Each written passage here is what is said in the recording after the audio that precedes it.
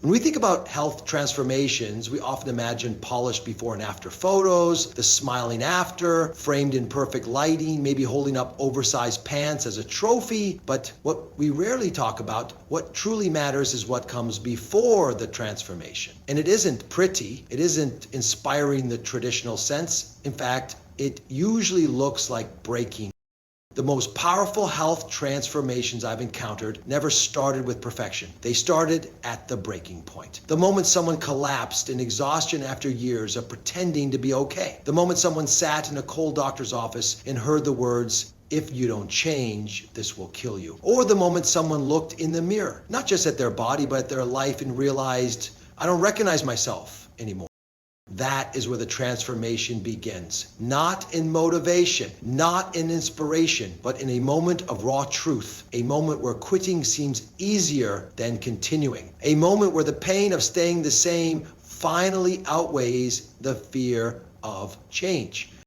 I remember a man named Kareem who came to see me after his third heart scare at just 42 years old. He wasn't a man you'd expect to struggle. He was successful, had a family, appeared put together. But he was living a double life, crushing stress, comfort food, zero movement, and silently a creeping sense of hopelessness. His moment didn't come with fireworks. It came when he bent over to tie his shoe and couldn't breathe. It was simple, unremarkable, but for him, it was the breaking point. That's the paradox. Sometimes the most transformative moments are the ones we're most ashamed of, but they are sacred because they force us to confront what we've ignored. They strip away the noise, the excuses, the distractions. And in that silence, we find the most important question: what now? This is where the seed of resilience is planted, because in that fragile moment, you have a choice. Not a flashy one, not a dramatic one, but a quiet internal shift. The decision not to quit. And what I've seen again and again is that people who go on to transform their lives don't do it because they suddenly feel strong. They do it because they refuse to keep running from their truth. They make a vow to themselves. And that vow, though invisible, becomes the most powerful medicine. From a psychological perspective, this moment of crisis breaks open what we call learned helplessness, the belief that your actions don't matter. The breaking point disrupts that cycle. It wakes you up. It says, no more. Not because you suddenly believe everything will be easy, but because the cost of continuing down the current path becomes unbearable. And here's where the transformation becomes possible. Because when you're standing in the ashes of what used to be your comfort zone, you're finally free to build something new. No illusions, no pretending, just you and the truth. And from that truth comes a different kind of strength, the kind rooted in clarity. This is where the philosophical shift begins. You stop asking, how can I fix myself? And start asking, how can I heal? That distinction is everything. Fixing implies you're broken. Healing implies you're whole. And that your health is a return, not a reinvention. That shift matters because it allows you to see your journey not as punishment, but as permission. Permission to feel, to change, to try again. You realize that discipline isn't denial, it's devotion. Not to some ideal body, but to your real life, to being fully alive in it. And from that place, every step forward carries deeper weight. When Kareem started walking just 10 minutes a day, he wasn't chasing a number on the scale. He was reclaiming his future. When he changed his eating, it wasn't about restriction. It was about freedom, the ability to play with his kids, to wake up without dread, to live long enough to see his grandkids. And the most beautiful part, his transformation didn't start with strength. It started with surrender. So if you're at your own breaking point right now, I want you to hear this clearly. It's not the end of your story. It may be the first honest chapter. The pain you feel today could be the very weight that anchors your commitment tomorrow. Don't rush to erase it. Listen to it. Let it teach you. Because in the end, transformation isn't about getting everything right. It's about refusing to quit when everything feels wrong. That's where courage lives. Not in the outcome, but in the choice to keep going anyway. You don't need to wait for the perfect plan or the perfect moment. All you need is the decision to not give up on yourself, especially when it will be easiest to do so. That's where your real story begins. When we talk about health transformation, most people picture a dramatic turning point. Someone wakes up one day and completely overhauls their life. But that's not how lasting change actually works. The truth is, the most inspiring and sustainable transformations are built not on a sudden burst of motivation, but on small steps repeated with consistency. What looks like an overnight success is often the quiet result of months or even years of tiny, intentional choices stacked on top of each other. That's what makes transformation so accessible. It doesn't require perfection. It doesn't require extraordinary willpower. It doesn't even require believing in yourself fully at the start. What it does require is commitment to the process, to the small, often unglamorous actions that, when repeated daily, gradually reshape your health, your habits, and eventually your identity. One of the most common themes I hear in the stories of real people who've changed their lives is this: I just started with what I could do. They didn't wait for the perfect moment. They didn't overhaul everything at once. They chose one thing: walking for 5 minutes, drinking more water, going to bed 30 minutes earlier, and they stuck with it. There's deep psychological wisdom in that. When you focus on one manageable behavior, you reduce overwhelm, you set yourself up for success. That small win becomes evidence that you're capable, and that evidence starts to rewire how you see yourself. Instead of the old identity, I can't do this, or I always fail, you begin to build a new one: I follow through. In the beginning, your brain might resist the simplicity of small steps. You may feel like you're not doing enough, but those little habits are the exact antidote to the all or nothing thinking that keeps people stuck. Because let's be honest, how many times have we set huge, unsustainable goals only to burn out by the end of week one? That cycle doesn't create progress, it creates shame. But when you embrace the philosophy of small steps, you shift from outcome obsession to behavioral mastery. And behavior, once repeated enough, becomes automatic. That's the science of habit formation. Your brain stops spending energy debating whether to take the action, it just does it. And that's where momentum begins. There's a story I often think about. Rachel, a mother of 3 who struggled with weight and emotional eating for over a decade. She tried every plan, every program, but nothing lasted until one day she made a different choice. Not a dramatic one, just a small, quiet commitment. I will walk for 10 minutes after dinner every night. That was it. No gym, no scale obsession, just movement consistently. Didn't seem like much at first, but what started as 10 minutes became 20. Then she began noticing her cravings shift. Her energy improved. Her sleep got deeper, and without realizing it, she started to trust herself again. That small step was a vote of confidence, repeated daily, and it changed everything. There's a powerful philosophical idea here, too, that how you change is just as important as what you change. Because when you start small, you honor your humanity. You're not demanding perfection. You're building resilience. And that's what makes your change sustainable. It's rooted in patience, not pressure. Too many people quit because they think the little things don't matter. But in reality, it's only the little things that ever do matter, because they're the only things you control consistently. You can't control the scale. You can't control the weather or your genetics. But you can control whether or not you drink that glass of water, whether or not you move your body today, whether or not you pause before reaching for the snack. That's where your power lives, in the moment you choose. And when you string enough of those small moments together, you wake up one day and realize your life is different. Not because of one giant leap, but because of thousands of tiny, faithful steps in the right direction. This is where health becomes not just a destination, but a way of being. You no longer need to chase motivation because you've built something stronger: rhythm, integrity, a quiet inner confidence that says, I do what I say I'll do, even when it's small. So if you're feeling stuck, don't look for a massive overhaul. Look for the smallest possible action you can take today that aligns with the person you want to become. And take it. Then take it again tomorrow and the day after that. Because discipline doesn't start with a declaration, it starts with a decision. A small one, repeated, with love, with patience, with trust. In the end, your health isn't changed by the size of your steps. It's changed by your refusal to stop walking. When we talk about transformation, we often zero in on willpower. We celebrate personal grit, determination, the ability to push through. But what we rarely discuss, and what may matter just as much, is the environment that surrounds us. Because the truth is, you can have all the internal motivation in the world, but if your environment is working against you, your progress will always feel like a battle uphill. One of the most common turning points I hear in health transformation stories is this: I changed my space and it changed me. It sounds simple, even superficial at first, but it speaks to something profound. Our surroundings shape our behavior far more than we realize. The foods in your fridge, the people at your table, the habits of your coworkers, even the lighting and layout of your home. These aren't just passive details, they are cues constantly signaling your brain toward action or inaction, health or harm. Think about how you act when you walk into a spa versus a fast food restaurant. The environment triggers different behaviors without you even realizing it. So why wouldn't that same principle apply to your everyday life? If you want to change your habits, you need to redesign your environment to make healthy behavior easier. This isn't about discipline alone. It's about setting up your world so that the discipline choice is the default choice. When healthy options are visible, convenient, and supported by the people around you, the path of least resistance begins to lead you toward wellness.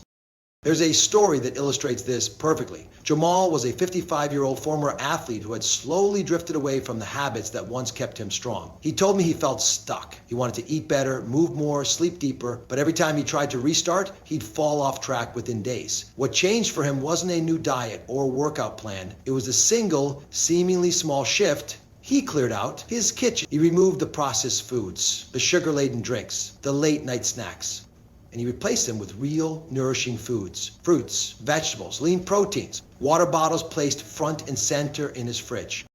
That one act created a ripple effect. Suddenly, when his energy dipped in the evening, he no longer reached for junk out of habit because it wasn't there. His cravings didn't vanish overnight, but his access to impulsive choices was limited, and over time, his environment began to reinforce his identity. I'm someone who makes healthy choices. What felt hard at first became second nature. And the transformation didn't stop in the kitchen. Jamal started laying out his workout clothes the night before. He replaced social time at bars with walking meetings or group hikes. He invited accountability into his circle, friends who supported his goals, not sabotaged them. His surroundings became a silent partner in his success. This is the psychological core of habit science. Your behavior follows the path of least friction. If the salad is buried in the back of the fridge and the chips are on the counter, guess what you're going to eat? It's not about weakness, it's about design. And the same applies to the people in your life. If your closest relationships constantly tempt you, dismiss your goals, or undermine your confidence, you will face emotional resistance every day. But when you surround yourself with people who believe in your change, who normalize growth, who walk their own talk, something remarkable happens. You stop feeling like an outsider in your own healing. You start feeling seen, and that validation strengthens your resolve. And of course, not everyone has full control over their environment. You may live with others who don't share your habits. You may work in settings where health isn't prioritized. But even within those limitations, you can carve out space, a shelf, a drawer, a 10-minute break, a walk outside. These small zones of intention become sacred. They remind you that your environment doesn't have to be perfect. It just has to be conscious. And that's really the essence of this point. Health isn't just about pushing harder. It's about thinking smarter. It's about engineering your daily life in a way that supports the person you want to become. When your surroundings align with your goals, every choice becomes less of a battle and more of a natural step forward. So take a look around. What in your environment is nudging you forward and what's holding you back? You don't have to change it all at once, but start with one space. One room, one drawer. Create one corner of your life where health feels easy, automatic, almost inevitable. Because when you stop relying solely on willpower and start designing for success, you make discipline sustainable. You stop fighting your environment and start letting it fight for you. In the end, your surroundings will either reflect your old story or empower your new one. Choose to make your space a mirror of your highest intentions and watch how the world around you starts to rise in support of the life you truly want. There's something deeply human about the way we respond to pain. Most of us try to escape it, numb it, or hide it. We treat it like something shameful, something that sets us apart from others. But in every powerful health transformation I've ever encountered, there comes a moment where the person stops running from the pain and starts listening to it. And that shift, that brave act of turning inward, is where everything begins to change. You see, pain, whether physical, emotional, or spiritual, isn't the end of the road. It's an invitation. It's your body and your mind trying to speak to you in the most primal, urgent language possible. Pay attention. And when we finally pause and answer that call, we gain something extraordinary. Not just insight, but purpose. One of the most remarkable patterns I've observed in people who've undergone true transformation is how they reclaim their story. Not just the healthy parts, not just the triumphs, but the wounds, the trauma, the addiction, the diagnosis. They stop seeing their past as a chain around their ankles and begin using it as a foundation. They own their narrative, and in doing so, they turn pain into purpose. Take Maria, for example. She was 38 when she received her third autoimmune diagnosis in 4 years. Her body was inflamed, exhausted, and resistant to nearly everything. She had spent years blaming herself, burying the emotional pain of a childhood filled with neglect and instability. Her health journey wasn't linear. It was filled with relapses, frustration, and days when she couldn't get out of bed. But what changed everything wasn't just a new diet or medication. It was the moment she stopped asking, why is this happening to me? And started asking, what can I do with this pain?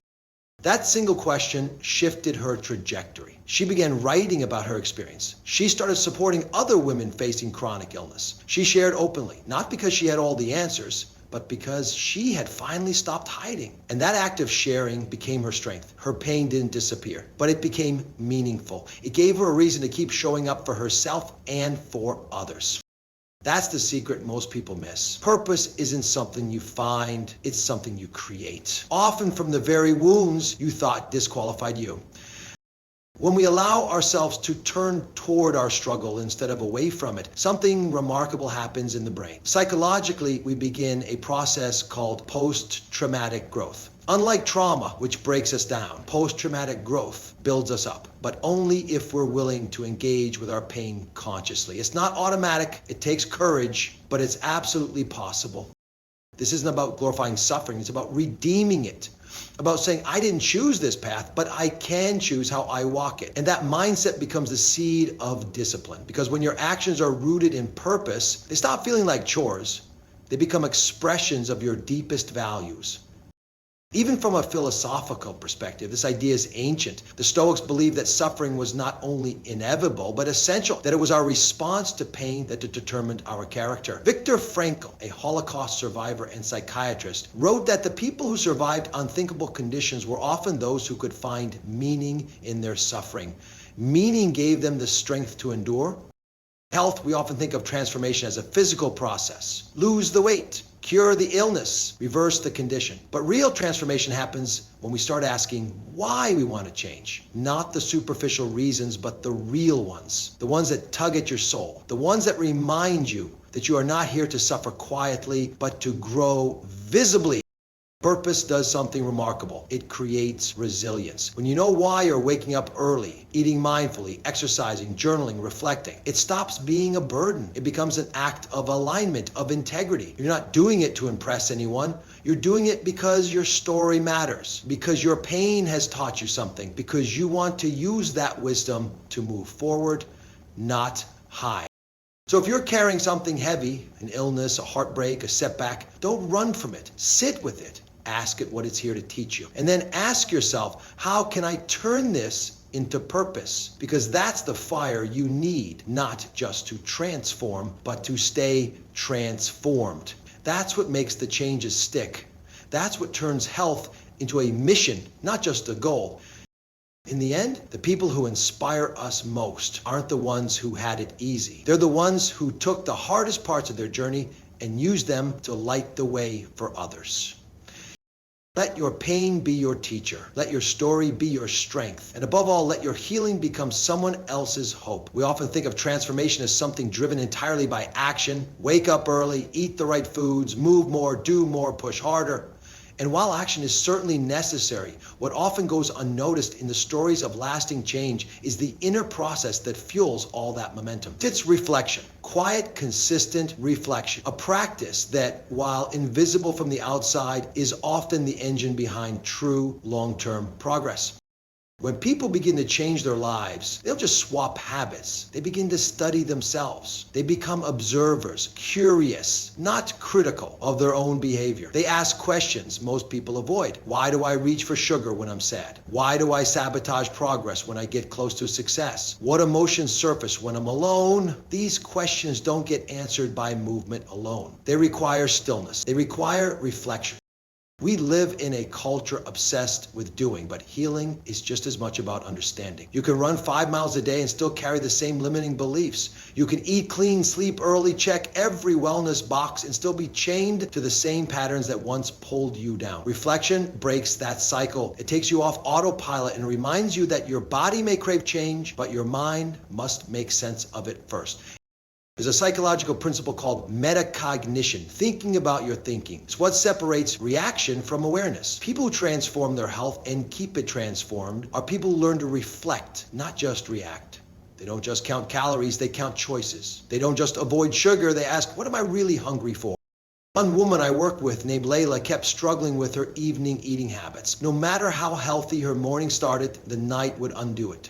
She felt ashamed, like she lacked discipline. But when she finally began journaling, not tracking macros, just reflecting, she noticed a pattern. Every binge came after a difficult conversation with her boss. Every slip was emotionally linked, not biologically driven. That awareness became her power, not because it fixed everything overnight, but because it gave her clarity. And clarity leads to intentional change. This is the philosophical shift that reflection allows. It moves you from being a passive participant in your health to being the author of it. Instead of just following a plan, you begin to understand yourself. You start to recognize the gap between who you are and who you're becoming. And with that awareness, your actions take on a new quality, one that's rooted in compassion, not punishment. Because reflection isn't about beating yourself up. It's not a performance review. It's a relationship, a daily check-in with the person you're becoming. And like any relationship, it requires honesty, vulnerability, and grace. That's what makes it so powerful. When you reflect, you reclaim your story. You stop being a victim of your habits and start becoming a student of them. You don't just say, I failed today. You say, what did today teach me? That mindset doesn't just build discipline, it builds wisdom. It allows you to make better decisions tomorrow because you actually learned from yesterday. And let's not forget the physiological effects of this practice. Neuroscience shows us that reflection strengthens the prefrontal cortex, the area of the brain responsible for executive function, impulse control, and long-term decision making. The more you reflect, the more you activate the part of your brain that can choose deliberately rather than react instinctively. That's not theory, that's biology. Even just 5 minutes of journaling, or taking a walk in silence, or meditating before bed. These simple acts create the space necessary for insight. And insight is what gives your discipline direction. Without it, you're just trying harder, not smarter. That's why so many people give up. They're acting without understanding. They're grinding through the process without asking themselves if the process even makes sense for who they are. Reflection slows that down. It invites you to look inward and align your habits with your values. And when your habits are aligned with your values, they no longer feel like chores. They become expressions of who you are. So here's what I want to leave you with. Don't skip the inner work. Don't treat reflection like a luxury or bonus step. Treat it like oxygen. Like water, like sleep, essential, not optional. Because transformation that isn't understood will always be temporary. If you want your change to last, make space for the silence between your steps. Make time to understand what your health journey is actually teaching you. Not just about your body, but about your beliefs, your patterns, and your potential. In the end, action moves the body, but reflection, that's what moves the soul. If there's one truth every person on a health journey must eventually confront, it's this. You will not feel motivated every day. No one does. Not even the most disciplined, the most determined, the most visibly successful. And yet, the people who transform their lives and sustain those changes are not the ones who are constantly inspired. They are the ones who learn to keep going without inspiration. They learn how to show up even when their mind says not today. This is the sixth and perhaps most defining pillar of lasting change. Consistency over intensity. We live in a culture that glorifies extremes. The 30-day shred, the detox fast, the boot camp mentality. There's something attractive about the idea of going all in, making rapid gains, and turning your life around overnight. But here's the truth. Intensity fades. It burns hot, then burns out. What sustains transformation isn't a burst of effort. It's the slow, steady rhythm of commitment. And that rhythm often begins with something far less glamorous than people expect. It starts with routine, with structure, with simple daily decisions that, while small in isolation, become monumental over time. You don't need a surge of motivation to walk around the block. You just need a reason. And once that reason is connected to your identity, once it's tied to who you are becoming, it becomes easier to return to the behavior, even on the hard days. This is where many people trip. They confuse lack of motivation with failure. They assume that if they don't feel like working out or cooking a healthy meal, they're somehow flawed. But feelings are not facts. They're temporary, they pass. What matters isn't whether you feel like it, it's whether you've built systems that allow you to follow through anyway. I remember speaking with a man named Deshaun who lost over 100 pounds, not through a boot camp, not through an intense regimen, but through walking and meal planning. Every day, rain or shine. Motivation left him often, but his structure didn't. He had created a lifestyle that didn't depend on high energy or bursts of inspiration. He scheduled his walks, he prepped his food, he kept it boring in the best possible way. And over time, that boring routine became a powerful identity. I'm someone who takes care of my body whether I feel like it or not.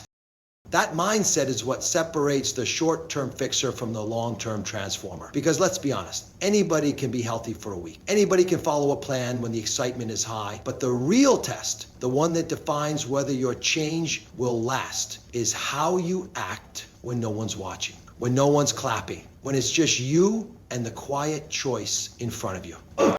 The science supports this. Neurologically, habits form not from the intensity of our decisions, but from their frequency. The more consistently you repeat a behavior, the more neural pathways are formed in the brain. Eventually, those pathways become automatic.